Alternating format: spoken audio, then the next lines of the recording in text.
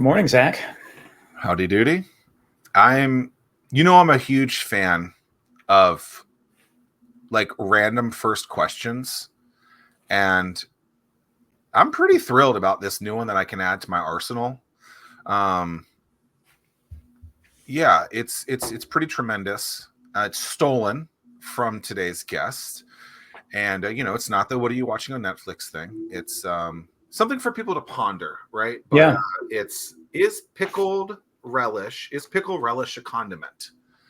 And it's quite interesting. I'm pretty pumped up about this one. I wrote it down when he said it. I'm probably gonna literally have it in my back pocket. So what do you think? Is it? Because I don't think it is. There's no way.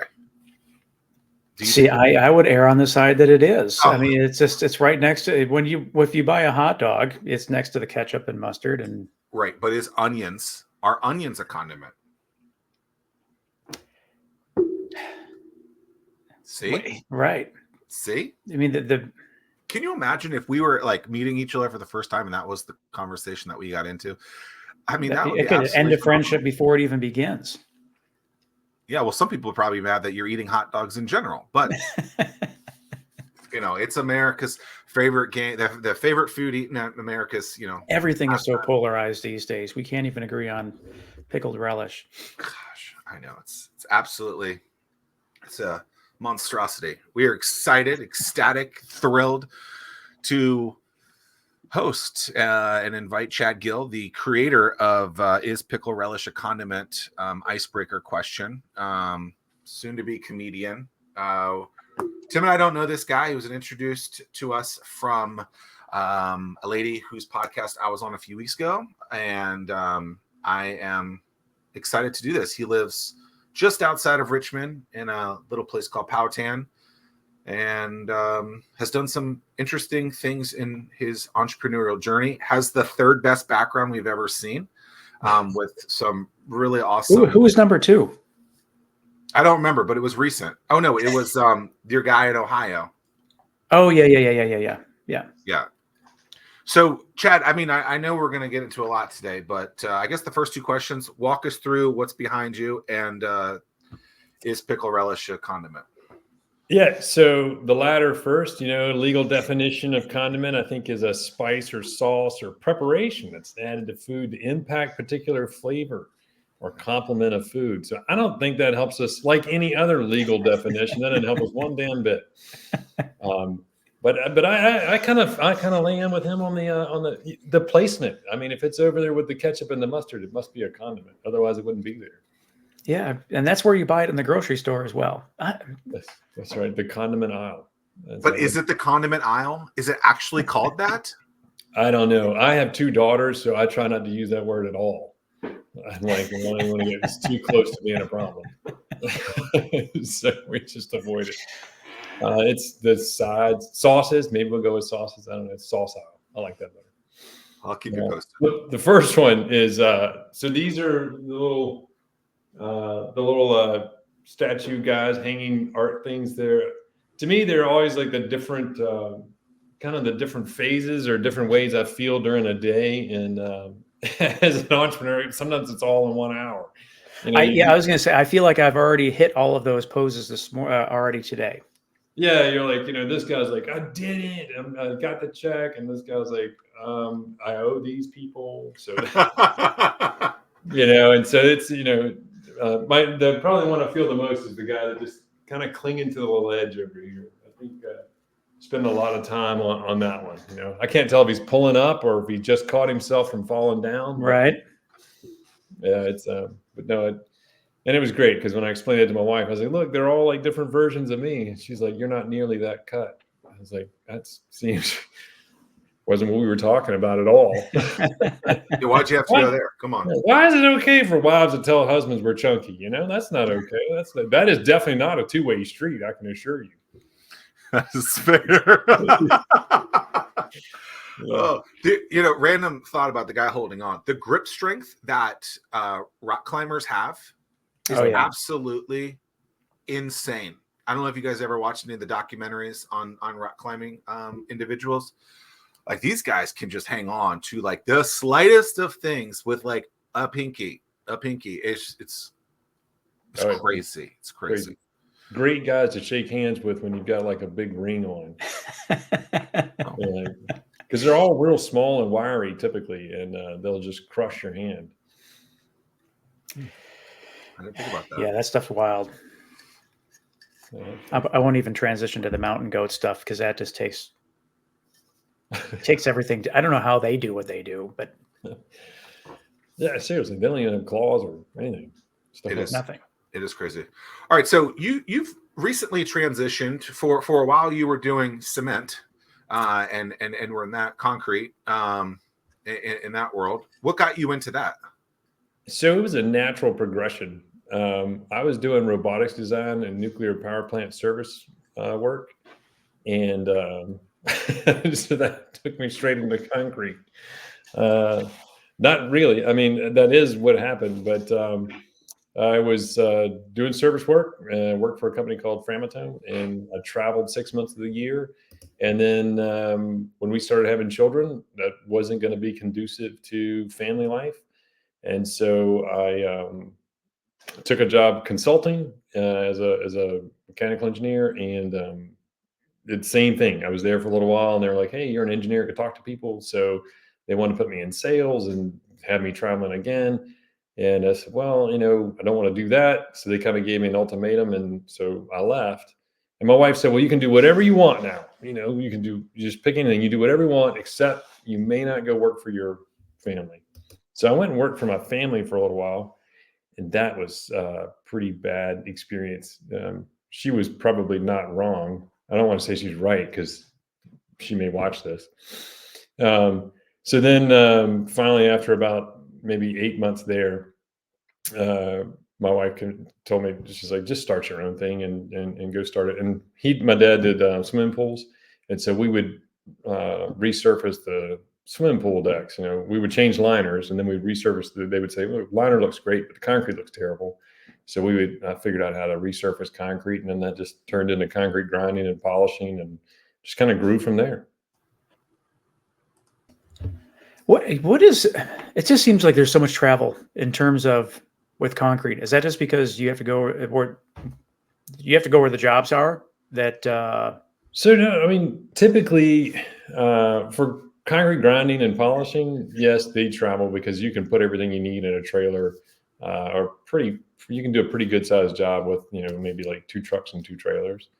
And it's worth it to go, you're going to be there for maybe a couple of weeks. You can do, 100,000 square foot job, you can travel, pretty good distance for, and meaning, halfway across the country. Place and finish guys, it just depends on, like, when you get into true concrete construction, I think it's a specialty, like many things are. It takes a lot of skilled people and stuff. So some people travel, like you'll have crews that do place and finish. Like they don't form it, they don't do it, they just show up to do the actual, when the concrete starts being poured, they put it down and then finish it. Most have a region that they work in, though. I don't think they travel. There's lots of like Baker Concrete and stuff like that have huge operations that are nationwide, but they're not normally traveling from place to place. Have you ever seen that, Zach? I just find it amazing. Like when you see the big construction projects on the road where there's just mountains of concrete, I'm assuming they just grind all that stuff and turn it into new concrete. I'm guessing. I don't know, but it just watching how the road construction. I'm a concrete novice, Tim. I don't know much about it. So, well, I don't know. I mean, to me, it's just really fascinating just to watch from a project management standpoint, watching large scale projects, whether if it's road construction, bridge construction, or building construction, big skyscrapers. A time lapse is one of the cool. Like, hopefully, there's a time lapse for the thing that they're doing. The bridge that they're doing down here, they're pretty wild. Like it's amazing. Yeah. It's crazy. It's if they did a time lapse on the 64, where I think they would have had to started that one with an Etch-a-Sketch. I mean, that thing's been going on forever. Right. But yeah, you're right. There's a lot of technical expertise. Just the way they do concrete. Concrete has changed a lot, and they're always trying to find a way to make it more environmentally friendly and those kind of things. But the two biggest takeaways that I've learned in the concrete industry is, one, don't ever agree to meet a concrete guy first thing in the morning, because that is actually still late at night. They pour early because they got to get away from traffic and stuff. And it, as difficult as it is to pour concrete, it comes out a whole lot harder than it goes in. So, you put all the electrical, all the plumbing, all the stuff is buried inside of a slab. And then you've got a very short window to pour it, get it in there and get it correct before it hardens, because after that, it's a very expensive venture to come out of it. Well, and then especially with the temperature aspect, like that, doesn't that vary based on if it's like freezing or around freezing versus super warm? Oh yeah, hot is until you get really cold, hot's the biggest problem because you're going to accelerate the set. But in some of the projects you're talking about, they're pouring concrete and they have cooling tubes going through the concrete just so that it won't cure, because it's exothermic. It generates heat as it's curing. People think it dries. It doesn't dry. That's like one of the pet peeves. If you ever want to mess with concrete guys, you can call it cement. That's like calling flour a brownie. Sorry. Kids will latch onto that now. It's funny, but it's an ingredient as opposed to the actual concrete is the mix. But that one, and then also when they're like, well, how long does it take to dry? It doesn't dry. It's a chemical reaction that cures concrete, and so it's amazing. I mean, people think about pumping water up to the top of a tall building and you generate a lot of pressure. Try pumping concrete to the top of a building. That is tremendous pressure that they're putting out in these pipes and trying to shove it to the top of the building. Interesting. Zach, you must have followed around when they were doing the high-rise bridge. I mean, that was just, those, well, I know, but when they were doing the columns or the support beams, that's fascinating stuff, man. Engineering's wild. Yeah. I love watching things like that. As we're talking, I'm just thinking about the Las Vegas Raiders football stadium and how they built that. So the Dirty Jobs guy, Mike Rowe, I think, he was the narrator for a lot of that. And so just you see these like behemoths get created, and it's just a wild ride. And you don't think of these stadiums to be like, they're mostly concrete, right? And it just takes forever to and like you don't think about that. And I don't know, like I don't even know where I'm going with this. It's just crazy to like watch some of these things and just be like, wow, like I like to be in that thing afterwards, and I want to like participate in whatever this thing is, whether it be in the bridge, whether that be a football stadium, whatever. But like to create these things, and it takes 3-4 years in some of these cases, many more. Like it's just crazy. And these guys are actually working, unlike some people who are, on construction sites who don't do anything. Like they're just 24/7 across the board. Like it's wild. Like I can't even imagine like the things in like in Saudi Arabia, maybe, where like they're 2,000 feet up. I sit there, I'm like, how do you do this? And they move. A helicopter up there, like. And they move. I mean, they sway. I mean, you're in the stadium and there's a big score. You can feel the stadium shaking. Right. Well, it's supposed to, right? They create them like that so that, because if it doesn't shake, it'll break. It does. Yeah. Football stadiums, it won't break. A soccer stadium in like a third world country, they tend to break every now and then. But it's. But no, it's got all. That's what all the steel is for. The rock around the rock is for compression, so to hold things up. And the steel is for the tension in it. Because I think I learned this maybe in 2001, but the Twin Towers, like they were on wheels that would sway back and forth between multiple feet. And I don't think people realize that. And a lot of these, like roller coasters, they're supposed to sway. People are like, oh, it's shaking. It's like, you want it to shake, because if it doesn't shake, that thing is just going to snap. And it's engineering, like you said, Tim, is absolutely fascinating. Yeah. And it's crazy. So I think you go all the way back. Like we did a job in the National Cathedral in DC, and it's got this big bell tower, and so it's not overly tall, brick. And so they said, "Hey, we're gonna ring the bells," and I was like, "Okay." And then they hand you hearing protection. Well, they must be loud. Not only are they loud, these are these big bells, and there's bell ringers. These are people jumping and putting the full body weight on ropes and stuff to pull them. And it shakes the bell tower and sways a brick bell tower. I mean, visually, sways it, and it doesn't fall apart. And it's been doing it for how many years? Wow.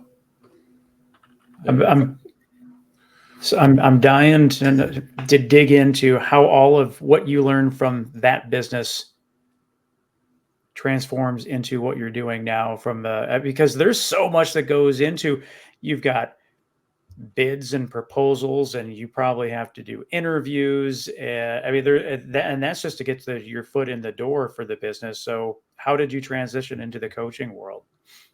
So, like a lot of people these days, COVID had some sort of impact on your life one way or the other. For me, there was a lot of silver linings to COVID. I had to learn how to work remote and have people working for me remotely, and we just embraced it and then got good at it, and then we started using more and more remote people, and that frees up to, if you can recruit the world, there's a whole lot more needles in the haystack, so you can find really, really specialized people that are super smart. People always ask, well, if you hire somebody in another country, are you worried that they're not going to be any good or stuff like that? I'm like, well, do you think all the smart people live in the United States? That'd be kind of sad if that's the case. They're building things all over the world. And so that just kind of culminated in the idea of, I like working with people. I have always done better working for other people's goals than my own. And so coaching was kind of one of those things where it's like, hey, you've got a problem I've run into before. I know how to get out of it. And I know how to put a system in place that'll keep you from running into it again. There's plenty of problems out there to hit. Don't hit any of the ones I've already hit. It's like, I know how deep that hole is and my shoe is still in the bottom of it. So just skip it and we'll go to the next hole. And that just became something that I just love doing. And then it frees up entrepreneurs. I have a heart for entrepreneurs and trying to convince them that, starting a business is hard. It will always be hard. It's supposed to be hard. Running a business doesn't have to stay at that level. And I think a lot of times we get convinced and we glorify how busy we are and how hard the day is, rather than saying it really doesn't have to be this hard. Let me put some things in place to kind of spread this load. It'd be like trying to sprint a marathon. Why would you do that? You're just going to die somewhere along the way. For me, about 150 yards. Unless you're the guy who just ran Chicago in 201. Is that what it was? His pace is faster than my sprint. Not that I'm fast, but he shouldn't be able to do that for miles and miles. It's wild. It's insane. And I think that his fastest mile was like mile 22 or something. It was just bananas. Yeah, that's another level of athlete. It's up there. What is that? A 5-minute mile? What was that pace? Oh no, it's faster. It's 4 something. Yeah, it's his. I'm trying to think. Breaking down his 5K splits. He averaged a sub 15-minute 5K. Okay. Each section of the race. It's just ridiculous. So why? So just random thought about this. Why don't those guys try to become sprinters then? Because they're not as fast as a sprinter. But do you think? But they might be. No, I think. What do they get into? Slow twitch and fast twitch muscles and stuff like that. They're not built. You don't see a muscle bound marathoner. You see muscle bound sprinters because they got the fast twitch muscles and they're a lot more leverage, I guess is what you would say. Several like Usain Bolt. That guy's he's not supposed to be a sprinter. Yeah, he's incredible, but he's too tall, too lean, too strong. He's not supposed to be as good as he is. Crazy. Go ahead, Zack. Okay, so you got out of concrete. You sold that business? I did just recently. We got acquired by a company called Global Polishing Solutions. I didn't sell the company the way you're supposed to sell a company, but I didn't have the same goals in mind that most people have when they're trying to sell a company. I was looking for a way to transition into full-time with my coaching. And I had a general manager that was pretty much running my concrete side, pretty hands off. and he got a great offer and needed to take it. And so I was kind of left with the option of, I could either go back into running it myself and try to train somebody else, and that would take 2 years to replace me, or I could close it, or I could sell it. And so I made 2 phone calls. The first guy I called, he thought I was going to buy his company, and I was heartbroken, and so was he when that was not the case. And then the second guy I called said, "Hey man, I'll be at your place tomorrow." And he drove up, and he was just phenomenal to deal with. He was a great guy. I knew him. We had worked together, and we put together a deal that was beneficial to both of us. And I think that was on like a Tuesday. And I think, within 2 weeks we'd signed everything and we were done. Okay. So that transition's pretty quick then. Oh yeah. Yeah. And I'm still with him. I mean, I'll still be with him on a sales and business development side and a consulting side, something like that. But no, I mean, I like the guys. They're great to deal with. And then they're actually customers now of my coaching business at the same time. Look at that. Because we provide them with 3 remote personnel. So is your primary client people in that industry, or do you go across multiple sectors? So the majority of our clients are in and around construction. They're subcontractors, suppliers, general contractors, in and around. And that's just because that's where the depth of my knowledge is. But, we do have people that are totally unrelated to construction as well. And that's because, they're like, "Hey, I'm a tile manufacturer. What do you know about tile?" I'm like, "Nothing. But I know about email, I know about calendars, I know about delegation, and I know about processes." So we can kind of help you with that stuff. And it doesn't really matter what you do. We can clear away our whole thing is trying to clear away the static that's around you so you can do what it is you actually went into business for. And so that is kind of agnostic as far as that goes. But construction is certainly where I'm most comfortable. It's it's the crowd I'm used to talking to. I know their pains, so it kind of inspires a little bit faster trusting. If I'm like, "Hey, we can do this. I've done this," and they're like, "That's great, but have you ever actually sold lingerie?" I'm like, "No," so I'm not to be trusted for that. But when it comes to concrete and construction, especially, that's a world I'm pretty well versed in.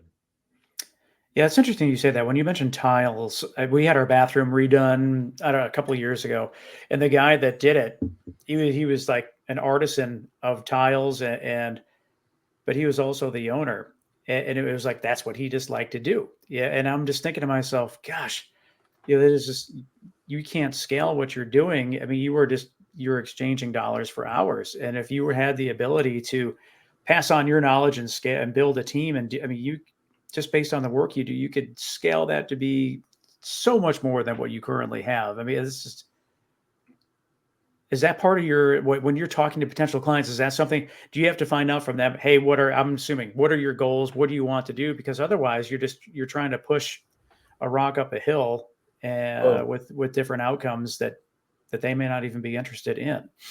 It is. And sometimes people don't know what they want. So I spend a lot of time, if you're in a coaching relationship with me, we kind of have like sort of 2 phases to our business. But if you're in an actual coaching agreement, then a big part of that is figuring out what you really want. Like our niche is, my favorite thing is my ideal client is somebody who's kind of been in business for a little while.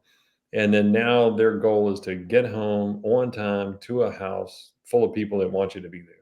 So that's kind of a whole life kind of look at it.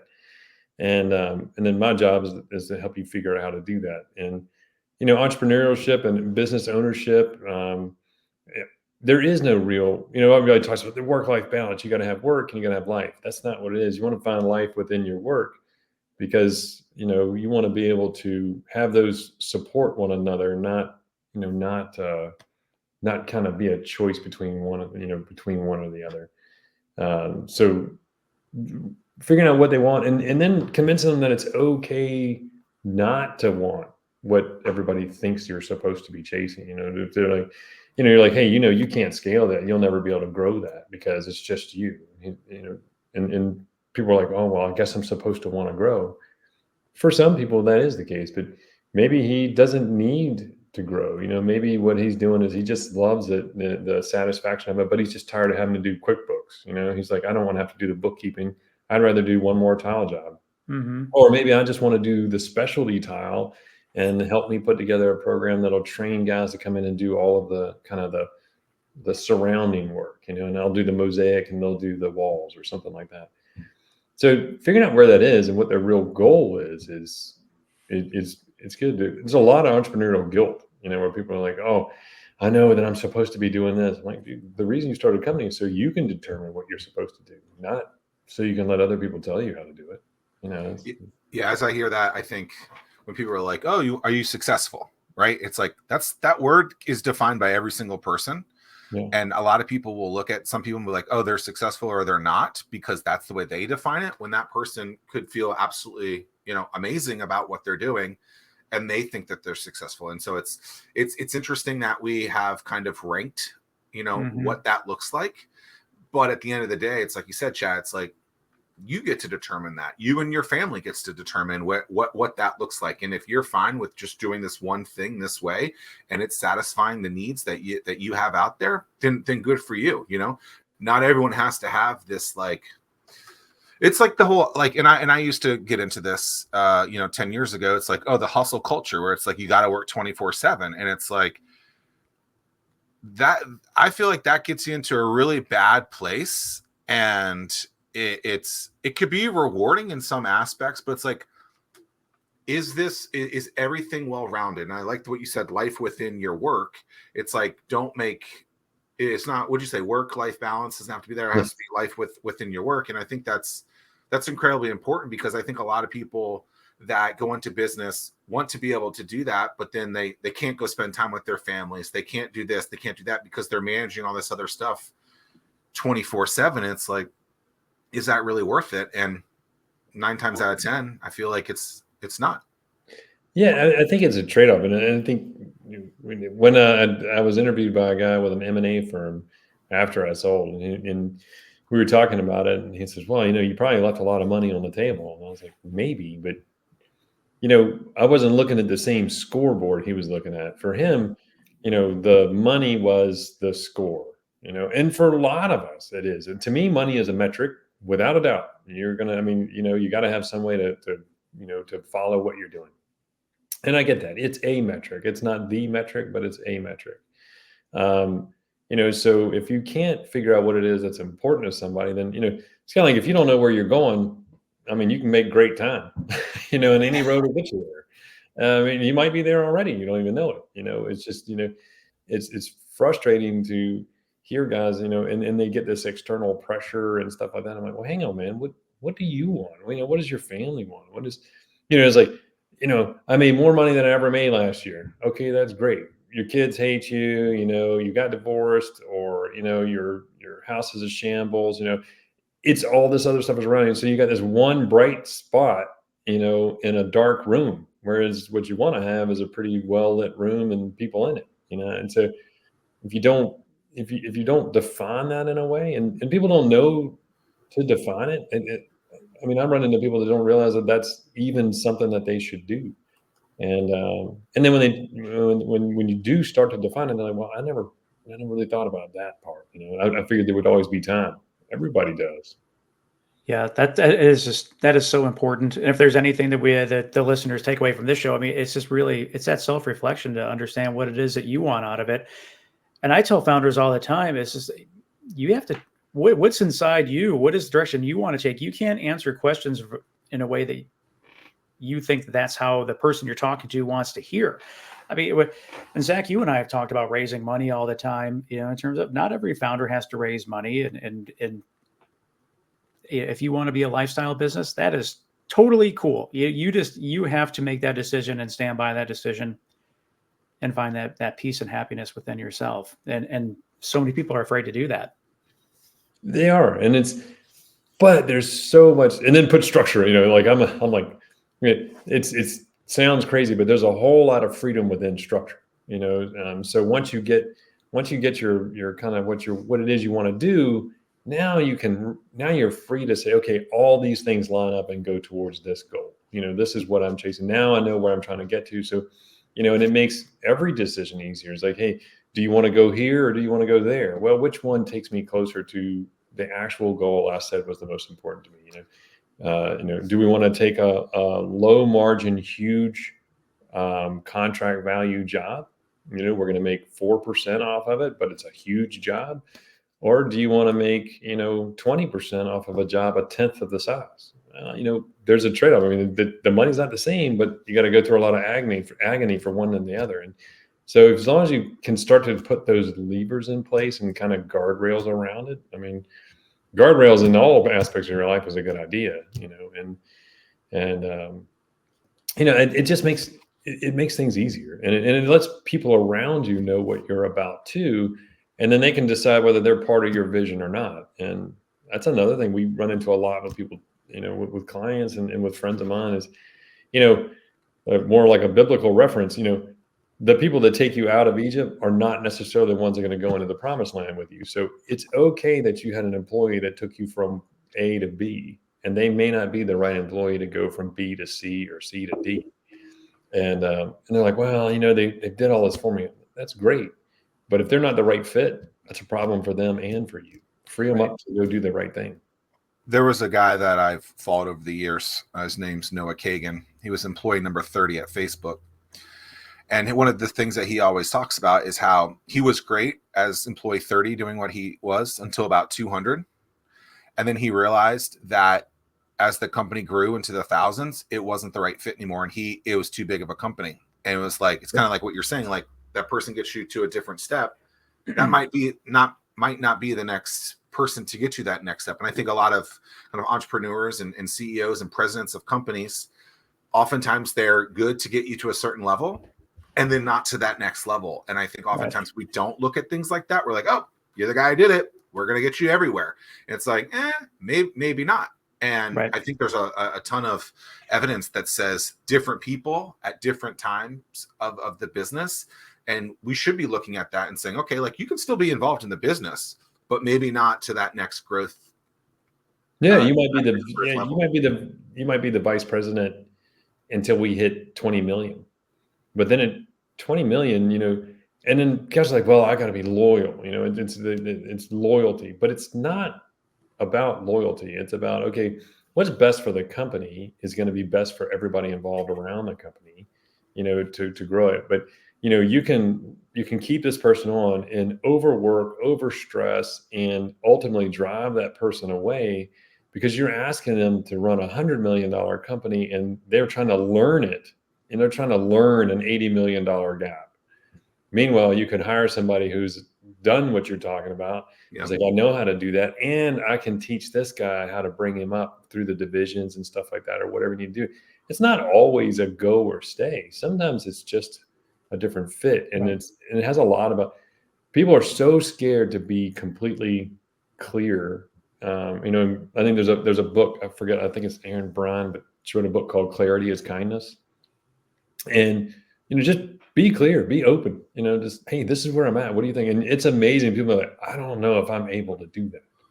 Well, that's loyalty is an interesting word, right? It's like as I'm hearing you say that, I just think about emotional business decisions that people are making because they're trying to be loyal to someone who's been great to them. And I you don't have to fire the person. They just might have to be in a different role, right? That's still you being loyal to that person, but don't make irrational business decisions because you're thinking emotionally. When it's like, every time I've ever fired someone, by the way, they're always just like, okay. Yeah. And like, I sit there for like days, weeks, months thinking, I got to do this. What's going on? And then I do it. And then 2 seconds later, like, okay, bye. And I'm like, and then 4 people come in your office the next day. You should have done that months ago. And I felt like that immediately. I'm like, they may have wanted to quit 2 months ago, but didn't know how to tell you.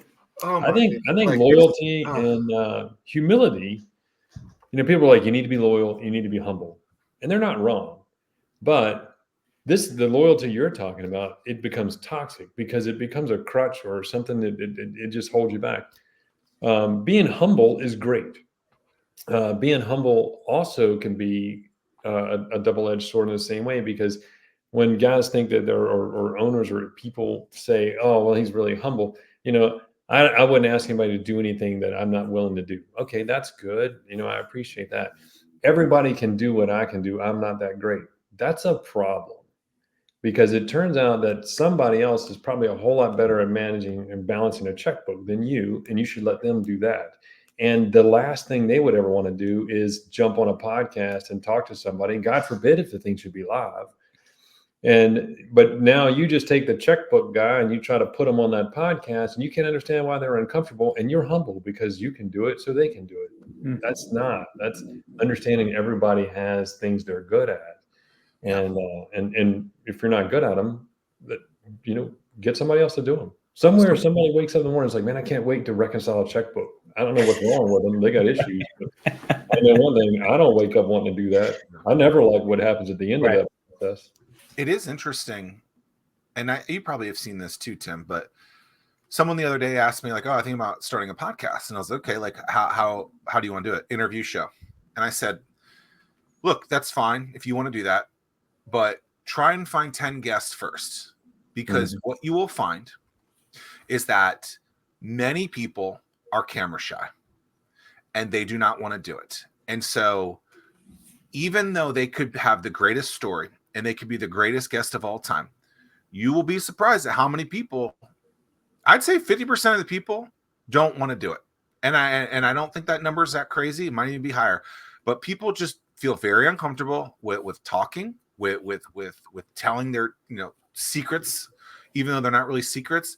It's wild that people are very hesitant. And so anyone that's thinking about starting a podcast that's an interview show, be careful, because a lot of people can be very difficult to get on shows. Yes, you listen to shows all the time and people are interviewed, but like there's a overwhelming majority of people, I think, that are not willing to go on because it's not their game. Yeah. They're like, wait, this is a camera on one? Like, yeah.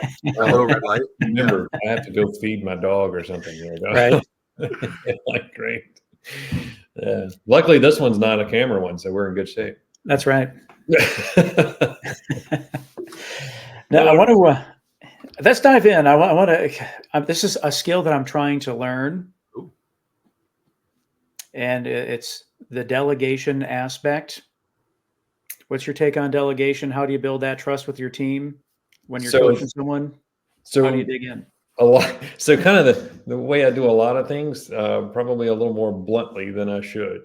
So we'll typically go into a place and they'll say, you always hear this thing, well, the owner, you're not really, they won't delegate anything. She won't delegate anything.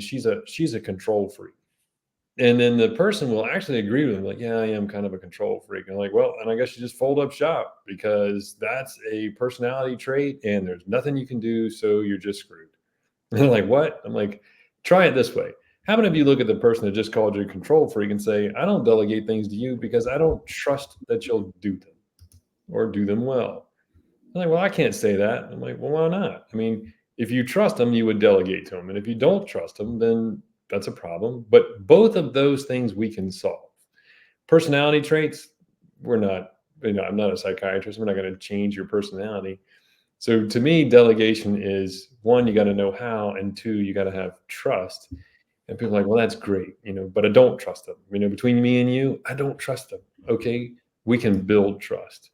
And then they're like, well, okay, well, how do I build trust? Lucky for you, we engineers have figured out all the important relationships down to mathematical formulas. Trust is just doing the right thing over time. So we start assigning small things to someone. We track to see that it's done well. We provide follow-up to let them know that we recognize that they did a good job or that they didn't. We correct when we, and adjust. And then over time, first is like, do I trust you to get the coffee cup? Sure. Do I trust you to make the coffee? No. I saw what you did with that pickle relish. I'm not letting you make my coffee. But then it becomes something that you trust even more. Can you get the mail? Yeah. Can you open it? No. But now you can open it. Now you can open some of it, and you just build those things, and it takes time.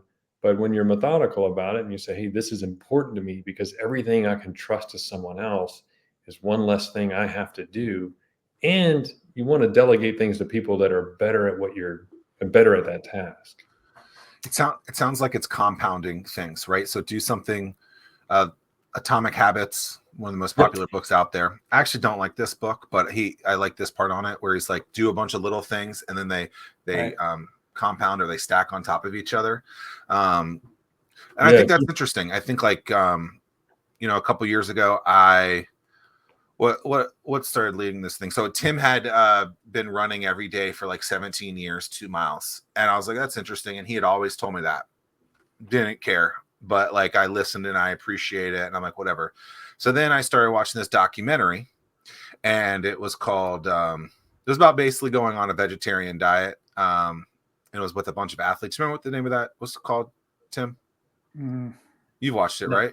Yeah, I have. But The Game Changers, I think, maybe. I think it's So like I watched that 15 extra documentary. years of misery. What'd you say? It's like 15 extra years of misery. You can live longer, but it'll taste terrible. Exactly. Exactly. So then I go and become a vegetarian for a little while. And then I was like, oh, okay, cool. I'm just never going to drink again. And so I stopped drinking. And then I started training for a marathon. And it was like all these little like stacks on top of each other.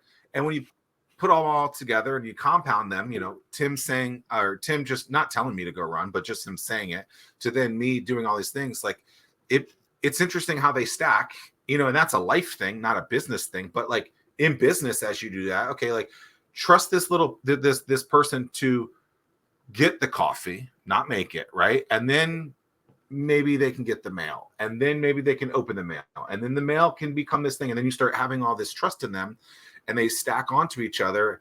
And by doing that, you start to allow yourself to feel better about it, and to delegate, and to improve your life by not doing everything. And so it's pretty cool to hear that, and hopefully Tim gets better at that too. Right. Yeah, good.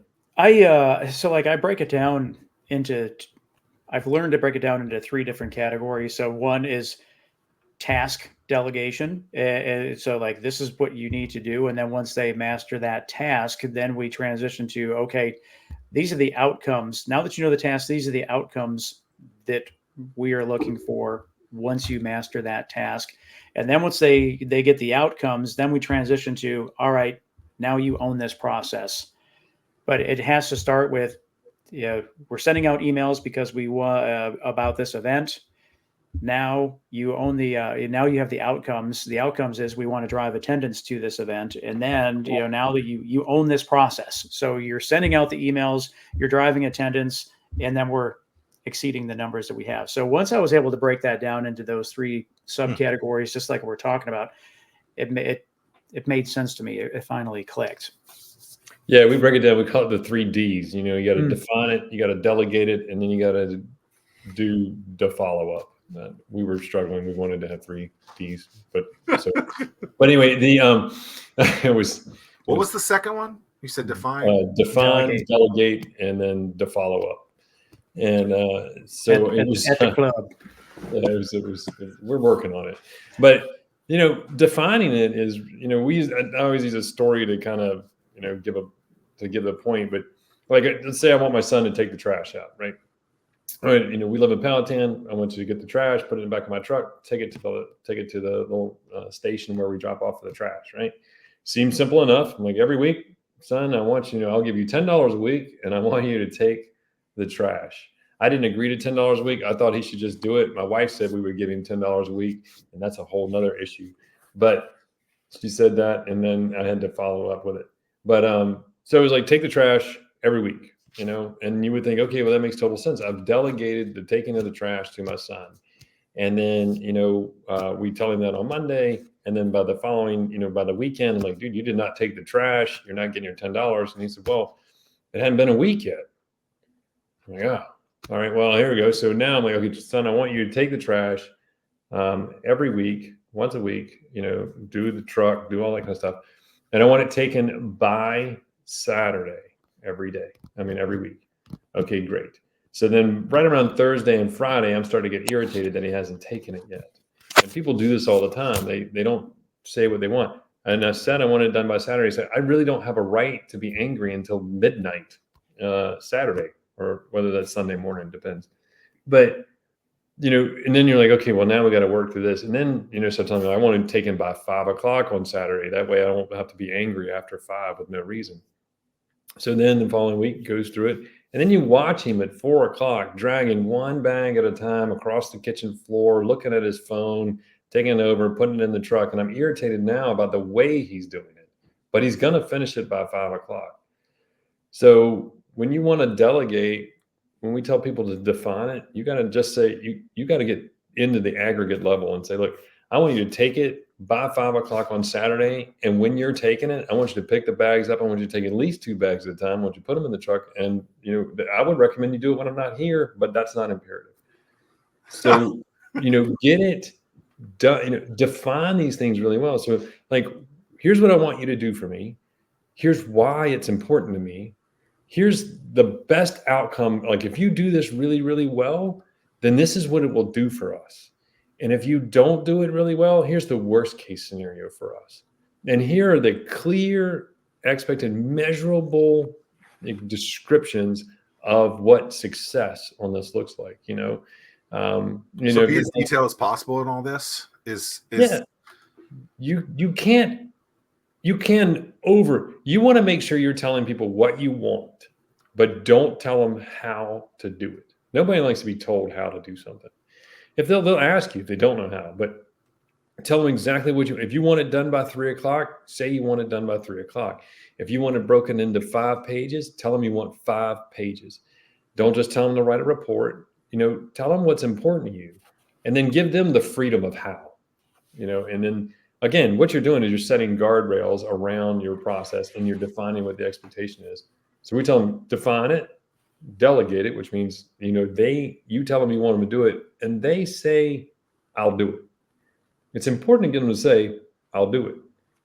And when they say I'll do it, that means they understand, they know, they understand the timeline, the date, the due date, and they know what success looks like. They comprehend. There's no more of this, I didn't know. You said I'd do it, now go do it. And they're committed. And then the last part, the follow-up, a lot of entrepreneurs, a lot of people in general just wake up in the middle of the night. Oh my gosh, I wonder if we did follow our 941s. I don't know. I know I asked Jane to do it, but I don't know if she really did it. Well, the follow-up is they tell you, like we have a system where I assign it to you, you accept it, then you submit it back to me as done, but it doesn't mark it as done. It says submitted. And so now I get a little chirp on my dashboard that says, hey, Zack has submitted this. And then I open it up and I look at it. And if it's acceptable, then I shoot you a note and say, hey, man, nice job, Zack. And if it's not, then I say, hey, actually, we missed the mark a little bit. Here's what it is. And then I go back to the measurables. If you did it and you met the measurables that we set as success criteria, then you did a good job, even if I'm unhappy, because now the problem is mine. I didn't define the right characteristic. But that sending you that note, that now you know that it was important enough to me that I acknowledge you did it, because early in my career, like a year ago, I delegated things to people and forgot that I delegated them and then delegated them to somebody else. And then the two of them found out that I wasn't paying attention. That's bad. But that feedback loop, it reminds me that that it's been handled. So I don't wake up in the middle of the night. And it tells you that what I asked you to do really is important is on my radar. Yeah, that's really interesting when you break it down that way. And I think I'm just thinking back to different scenarios where something didn't meet the mark, and it does come down to the definition. Yeah, that it's funny. I have a ton of people who they're like, man, I don't want to write all that down. I was like, then do it your damn self. But you'll never be free. And if it's not important enough for you to explain it, then it probably either doesn't need to be done or we know exactly where the problem is. And, as annoying as that is to write that down, that's why I encourage people when they're starting anything new, start documenting it so that you know exactly how you got there. Number one, so that you can replicate it again, like when you're trying to actually do that, but also when you're looking at it, you can find holes. It's just like a training plan, right? For running a marathon. It's like, okay, here's the 60 runs that you need to do over 20 weeks or something like that. And it's like, you know what to do. And the reason I know that is because someone did that first, wrote it down and figured that out. And so by documenting that process while you're doing it, it's also very hard to remember when you're going back, being like, oh, okay, I know we did this on day 3 of 60, but what was it? And then you're just guessing at that point. And sure, it's annoying to have to do that, but it's pretty impressive to do that along the way and to be able to look back and be like, okay, well, I have my entire action plan of what I've done. And so now I can provide that to someone else. I can delegate that to someone else so that they can, do the FU, do the follow-up. Mm-hmm. Or the other one. Sometimes they'll do that too. But it's like the whole idea of, like, I love the fact that you document it, because, what if it doesn't work? And there's a lot of things that don't work. Well, why didn't it work? I don't know. And what if it does work? My wife makes an incredible old fashioned. I don't think it's really an old fashioned.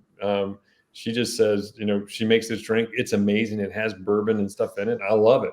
I've never had the same one twice. They've all been really good, but still, it's, if she documented it, we could have the same one every time. But, if I asked her to document it, I won't get any more. So we don't. So we used to put on a bunch of events, and we would have like these checklists of things that we would have to do. And some of these would be like 200-300 people events. And some of those stuff had, like, I don't know, 60, 100 different kind of levels of things that you needed to do. And I remember one time something hadn't happened yet. And I think it was something like we hadn't gotten an article in the paper. This is when people were still reading the newspaper. And so we go through the list. Item number 41. Did someone reach? It says literally reach out to so-and-so at so-and-so. So you have the problem. Oh, we haven't had the article in the paper yet. And then you go through and you realize that, oh, so-and-so who was supposed to reach out to so-and-so at the local newspaper didn't do it. And that's why the article isn't written yet. And so it's like, it's interesting how, like, you can look back and be like, well, this is weird, because that usually equates into like 100 tickets being sold, but you didn't do it. And that's why you're 100, off of where you want to be. Yeah. And you're like, our marketing company is terrible. We need a new marketing company. You're like, well, if you don't do what the new one says, it won't work either. Right. And so much of it comes down to it. If it's important, you'll find time. If not, you'll find an excuse. And yeah, for sure. And but hands down, the best way to get something done is to have somebody else do it. So, I mean, delegation, one of those tools where you're like, man, I'm telling you, it is freeing. I mean, it's once you can get good at it, you can just get so much more done, and it's done better because, and if you document it, you're your best every time. If you have a script, if you have this, you just figure out what's my Facebook feed look like. It's not all of my normal day stuff. It's my best day, and that's what you want your processes to be. People bash franchises because they're not like this local thing. And I grasp why. But at the end of the day, like, what a lot of these franchises have been able to figure out from a process, from a roadmap perspective, I mean, it's pretty damn impressive that you can go to McDonald's anywhere in the world and get the exact same process, right? Get the exact same sandwich, right? And so that's unique. And I think people, like, undervalue that and underappreciate, like, how amazing that is from a business perspective, that people do that. And so it's, sure, the local thing I get, but like, process is pretty damn important, especially when you're doing it to the tens of thousands. And so, like, look at what some of these businesses have been able to figure out by just figuring out process and documenting. Like, it's incredible. Yeah, I mean, going back to when I don't know what company, but the parent company was the Anheuser-Busch. Whenever they bought Devil's Backbone, when they bought Devil's Backbone. How they had to go through and, like, they had to improve the process to make sure the consistency from that every single bottle of Devil's Backbone had to be exactly the same as the one that everybody was used to. And Budweiser, no one does it better than Budweiser.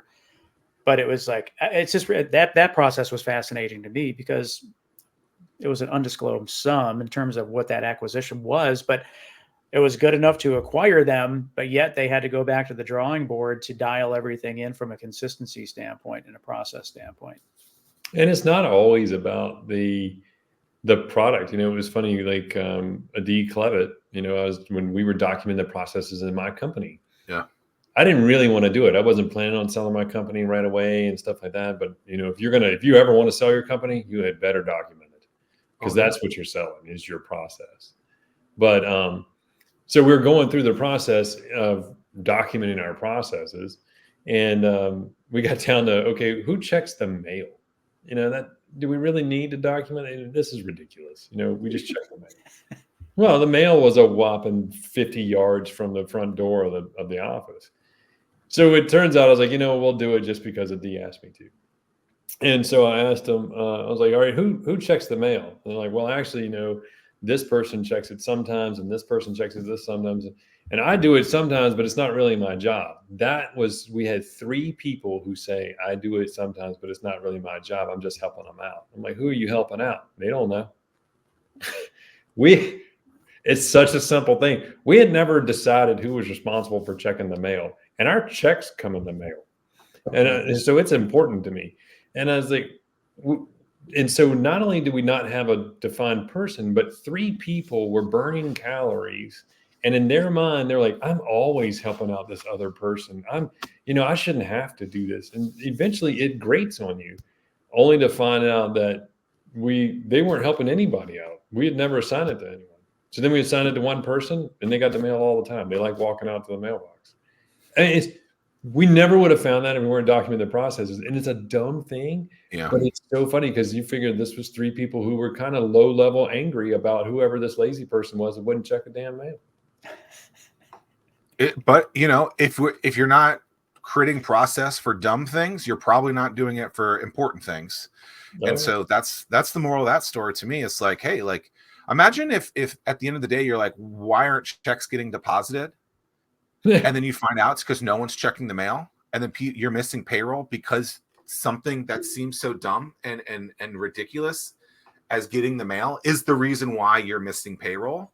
Like we find more of that in coaching. Like we get in these coaching agreements. It's not amazing things. It's not great ideas. We're not that bright. It's reminding you of the simple things that you just kind of lost because you're in the middle of the fight. If you don't deposit the check, it won't get into your account, or, hey, why don't we ask them to pay us via ACH because you live in a high traffic area. So, driving half an hour to pick up a check when it could just go in at the speed of light. It's these little things, but, can you imagine it's 3 a.m, you're pouring concrete in a column on a bridge, and I walk up to you and go, hey, man, what do you think about ACH payments? I might end up inside of a concrete column with questions like that. But it's, that's where all of that's not where all your profit is, but that's where your leakage is these little things, and you're burning calories or burning money or burning time that you just don't need to. Yeah. How do you prevent, so it's all about execution. How do you, when something pops up like that, what do you tell the people that you work with how to implement it? Because if it's not implemented, it's just not good. It just doesn't matter. You're like the segue king. That is literally what we do. We don't tell them how to implement it. We actually implement it. Like I have a keynote talk that I give that's called Nothing Matters Until It's Implemented. And it's because, if you don't do it, then a great idea and not implement is not going to do anything. So we'll meet with you and then we'll say, okay, here's what we think we should do. And do you agree and stuff like that? And they're like, yes. And then that's when I shift from coach to something different. And that something different is I kind of take a little piece of your authority and stand beside you and then go do it. Whether that's working with your team or my team or a combination and stuff like that. So if you're like, hey, Chad, I really want to figure out how we're going to handle these time cards and clock ins and clock outs so we get all done. I'm like, okay, you define it. We define it. Really get a detail down to exactly what you want, what your end goal is. And then I go make it happen and then come back and show you how to use it. We don't, nothing is more infuriating to me than to meet somebody and go, man, I'm super busy. I need you to come in and help me, show me how to save some time. And then you come in, you give me 11 things I need to do. That didn't help me. It's like, I already had a list. It's crazy to think about this. So like a lot of people consume, right? Whether it's, scrolling something on Facebook or they're educating themselves on some, on a YouTube page, or they're listening to a podcast or reading a book, whatever it might be. And it's like, they're just consuming, they're consuming. but they're not actually executing or implementing anything. And it's like, if you're going to do this task, if you're going to do this thing, and the goal is to improve upon it, you can't open that book, you can't consume that thing without doing the thing that you can't, without implementing the thing that's about to be there. And so it's like, I remember there was a guy who wrote a book, Ramit Sethi, I think once, I Will Teach You to Be Rich. He's a personal finance guru. And he's like, people complain about, they're looking for all these kind of wisdom bombs and stuff like that. And then they won't even pay $15 to get a book, when all you have to do is find one nugget in every book. And if that can be the thing, and you read, a book a week, a book a month, that could be the thing. But the key is to actually do it, to actually implement the thing. And it's just like, why are we consuming these things? From an educational perspective, why are we doing this if we're not going to implement it? And it's just like, it's probably not even that hard to implement it. You're just lazy.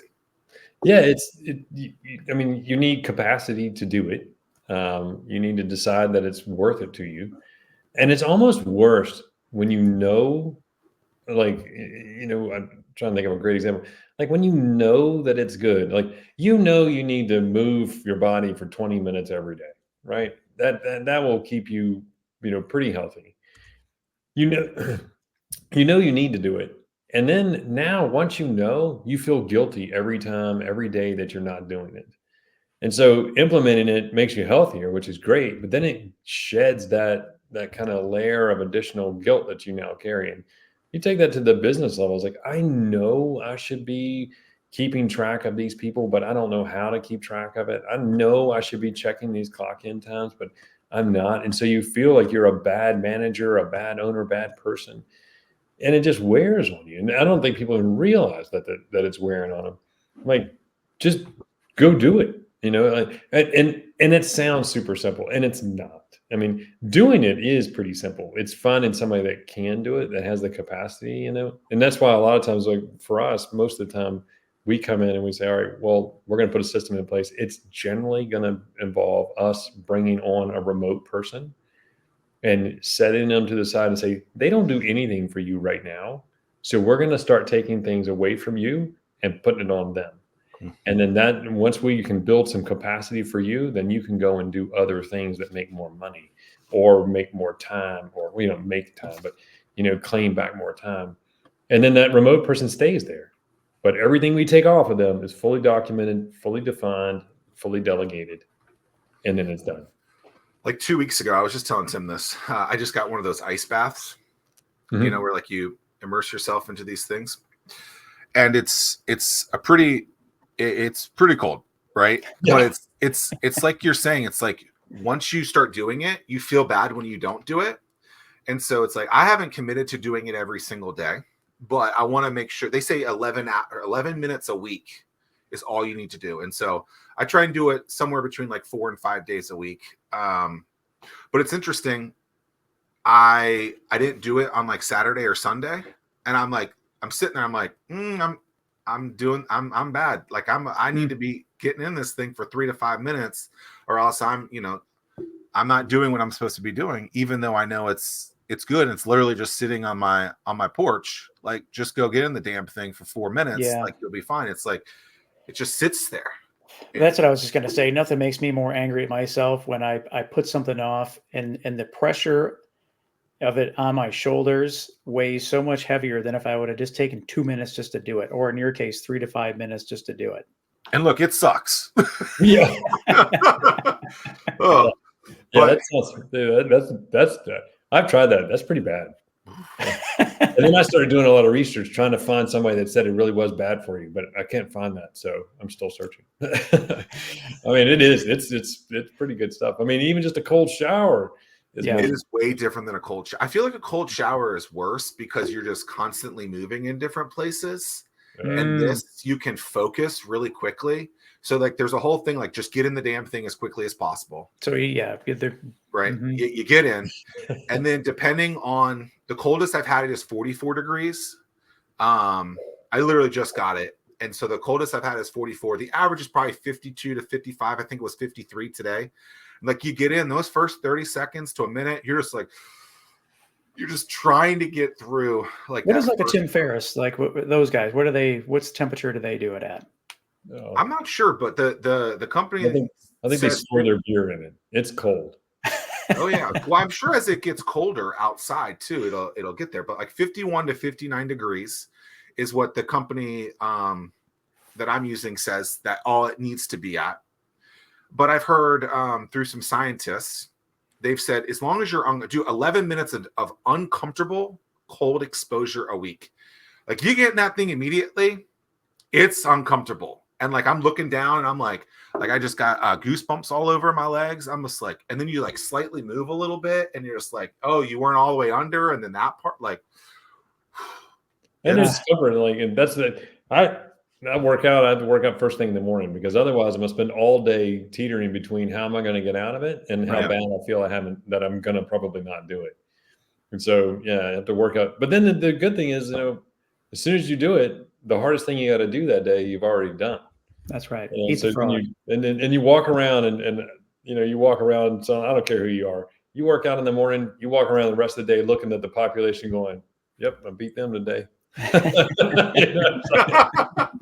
And you take that into everything you do. You're like, "Hey, man, I've already got a win today. I'm ahead of you." It's it's a lot of psychological building for that stuff. What's something we haven't talked about that you'd like to talk about? Oh boy, I don't know. It's we have unusual discipline techniques for our children. That's always that's a curious one. But the first job I ever had, nobody knew I was an engineer for 3 years. That was interesting as well. And I was hired as an engineer. That's kind of interesting. And they had no idea you were. So how did you keep that a secret for 3 years? So, I came out of VMI and I was hired at this company called Framingham. And when I interviewed, the guy that interviewed me and said he was going to hire me ran the field services division. His name is Bill Jackson, best boss I've ever had. Such a great leader. What a great mentor in my life. And so between the time that I was interviewed and the time I actually showed up for the first day of work, it was like, I don't know, 5 months. So I had to finish school. So I show up and he kind of pulls me to the side and says, "Hey, I just want to let you know that there was a reorg in the time frame, and I don't have any more engineers under field services. It's all the field guys." And I said, "Oh man, I was really looking forward to. I mean, I'd still have a job, right?" He's like, "Oh yeah." He goes, "But I kept you here." And he goes, "So I want you to work in the field service group, but I don't want you to tell anybody you're an engineer." And I was like, "Why is that?" He says, "Because we hate engineers." I was like, "Well, that makes sense. I mean, I get that." And so I worked there for 3 years, and very few people, I mean, obviously people did know, because I was half the year I was doing machine design and half the year I was in the field running it. So nobody in the field knew that I was an engineer it was probably almost 3 years. And finally, one of the site managers, he had worked with him for a good while, and he pulled me in his office and he kind of sat me down and said, "Man, I got some really good news." I was like, "Oh, that's awesome, man. What's up?" He goes, "I've just been impressed with your knowledge. I've been impressed with your math skills. You got a really good feel for mechanics." He goes, "I think you can really, really, really move up." He said, "So I asked the company and they're willing to pay for you to go to school, at nights and stuff like that." And I was like, that would be pretty cool. I was like, "Would I be getting like an MBA, or you want me to do the master's in engineering, or what are you talking about?" And he said, "You've been to college?" And I just said, "Yeah, man." Yeah. Right. He goes, "What's your degree in?" I was like, "Engineering." He goes, "God, don't tell anybody. We hate engineers." So that's when then the word got out, because he was telling everybody about it. But it was so funny to me. It was a compliment. I was like, you fit in where you are, and that was what that was a big thing with my mom raising us. Like, we're supposed to be able to be dropped anywhere, anytime, and fit in. And but yeah, that was a great learning. That guy was phenomenal. He was just incredible. He had a guy that came into the office when he my first day of work. He says, "Hey, here at Framingham, we have core hours, from 9 to 3. You have to be here from 9 to 3. He goes, and you have to work 8 hours. Now you can spread them out. You can come in at 7. He's like, "That's what I do. You can do," and he goes, "or you can come in at 9 and do." He goes, He said, so you can work any hours you want to, but you're going to work 7 to 4. I was like, oh, okay, that sounds good. Fine with me. Then he said, have you ever made this much money before? I was like, no, this is like my first job, not on my parents' farm. And he said, okay, so you won't miss some of your money. And I was like, I feel like I will miss it. I feel like I will definitely miss it. And he said, we're not supposed to let you get into our 401k until you've been here for 3 months, but I'm going to put you in the 401k right away. I was like, okay. And he said, the most you can put in is 16% of your salary. And then we match another 4%. I can't make you put in a certain amount, but you're going to put in 16% of your salary. I was like, okay, sounds good. And that savings is what gave me super confidence to go and start my own company. That guy was phenomenal. And one last Bill Jackson thing, a guy came into the office and he came dragging in at like, I don't know, maybe like 8:15. And he was supposed to be there for an 8 o'clock meeting. And all that. So finally, Bill looked at him, and let's say the guy's name was Joe. I don't remember what it was, but I remember what happened. He says, Joe, so you come in here, coming in here a little late every day. He goes, what's the deal with that? And he looked at me and said, Mr. Jackson, he said, I'm just not a morning person. And Bill looked at me and said, in my life, I've noticed that people that aren't morning people, he goes, yes, sir. He goes, generally aren't worth a damn all day. I was just like, oh my gosh. I can assure you, I was never late. I mean, he was just a great, he just, Straight if you shooter. ever got it, if you needed somebody behind you, he was always there. But you better not need him, because you needed to do your job. But great guy. I miss that old that wisdom's hard to come by. I don't know if it's just because I'm getting older and people older than me are phasing out, but that stuff lasts a lifetime. It's funny. It's why you got to listen to old guys and when they talk, because there's information in there where it's like, hey, man, this is the stuff that runs the underside. This is the actual, what drives people, and they've seen it. He enlisted in the Navy and went all the way up through the Navy, was a Master Chief, and then transitioned over and became an officer. So he was a great, powerful leader. Wow. Awesome guy. Listen to your elders. Chad Gill, we appreciate your time. This was a load of fun, and looking forward to connecting more in the future. Yeah. Sounds good. I look forward to it. Thanks for having me on, guys. Yeah. Thanks, Chad. All right.